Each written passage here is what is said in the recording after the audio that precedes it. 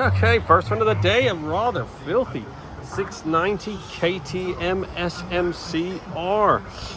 Doesn't look like it has been cleaned in some time. I don't know why people let their bikes get like this. We are literally a phone call away. Keep it looking its finest. This belongs to a trader friend. He has just bought this in, so brought it to the master, see if we can get it looking a bit better before he advertises it. She is filthy.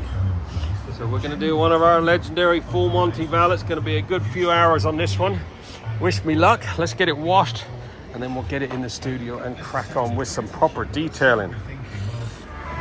Okay, KTM 690 SMCR has now been fully trotted. What a transformation on this beast.